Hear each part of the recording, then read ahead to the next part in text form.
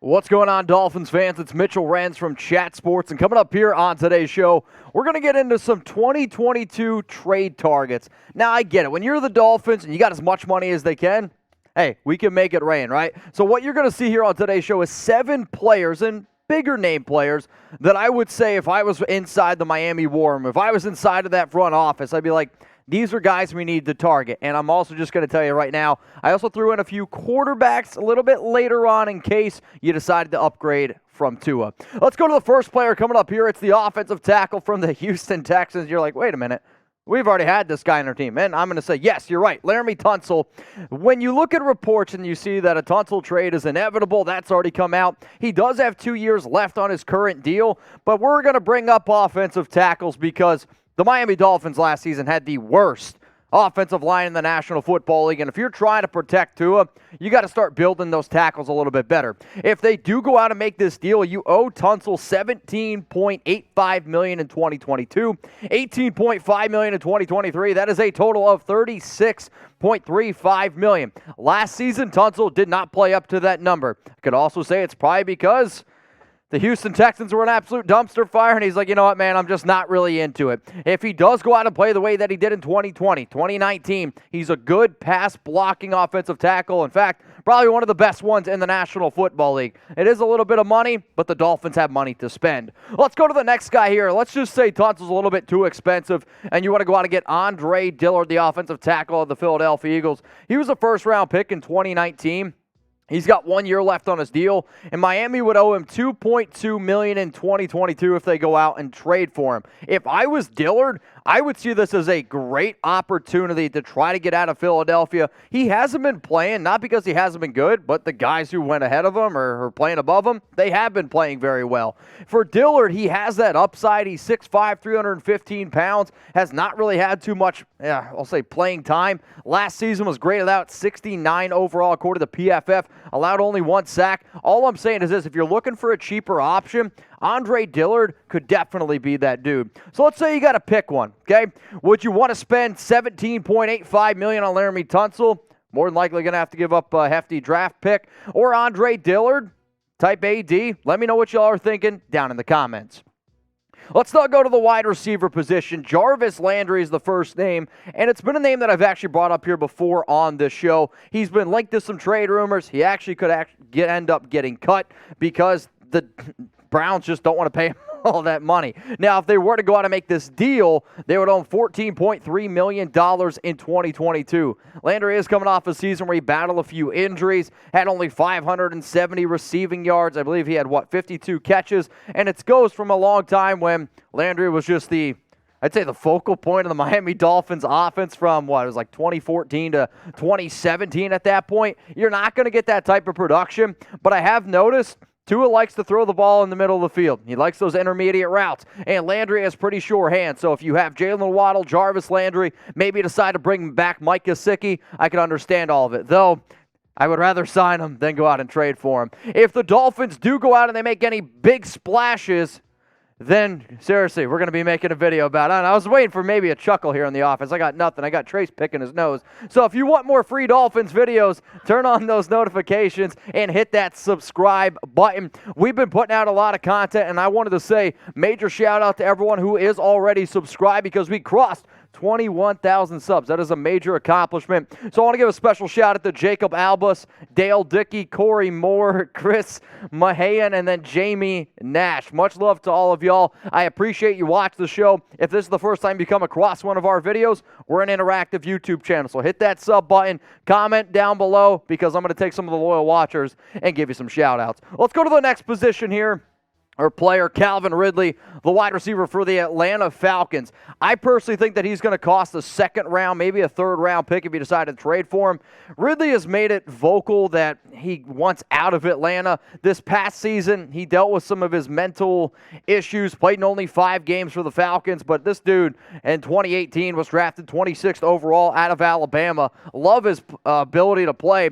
Miami would owe him $11.1 million, which for a player of his caliber, if you wanted to bring him in on a one-year deal. I mean, you paid Will Fuller 4 catches for $10 million essentially last season. So why not go out and get a kid who had 1,377 receiving yards in 2020, had 10 touchdowns as a rookie. He's a touchdown machine, and that's something that Tua Tagovailoa needs. Here's something y'all might need. Some brand new Dolphins gear, and it is on sale. Chatsports.com/Dolphin sale. That is the link. If you can't remember it, don't worry. You can look down below. If you want to be like Mr. 305, shout out to him. You can also go ahead at that link, and it's available. Not my legs, but if you want to have knees like this, maybe these shorts will help you. I don't know, man. If you go to chatsports.com/Dolphin sale, it's not just the stuff that you see on screen. It's tons of Dolphin stuff. Like, I'm talking women's, youth, men's hoodies, long sleeve shirts, and in fact, we still got this Jalen Waddle signed helmet for only $90.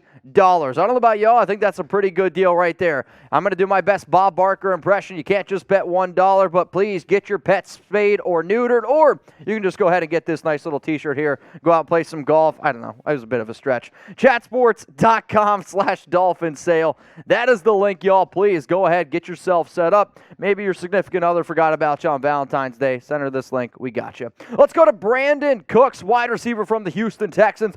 What I'm trying to do here is find realistic candidates that also are, kind of been linked to getting dealt.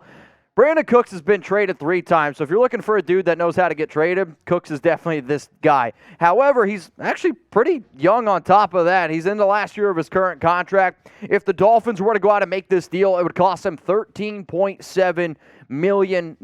And Houston, they could just be full on fire. So they're trying to get rid of people. I mean, I think it'd be a pretty interesting idea to trade Brandin Cooks, Laremy Tunsil, give up 2 first-round picks for maybe, it's too much. Cooks is probably a third, a first. You pay them, and then both sides are happy. But he had 90 catches, 1,037 yards, 6 touchdowns last season with Davis Mills and Tyrod Taylor. That alone is spectacular. I mean, Cooks has had some really, really good seasons, but this might be one of his most impressive, being able to do that with everything that went on in Houston this past season. So out of the 3 wide receivers that I just brought up, if you could only pick one, who would you go out and trade for? Would it be the Atlanta Falcons receiver Calvin Ridley, type CR? Would it be Brandin Cooks, type BC? If it's Jarvis Landry, I want you to go ahead and type JL.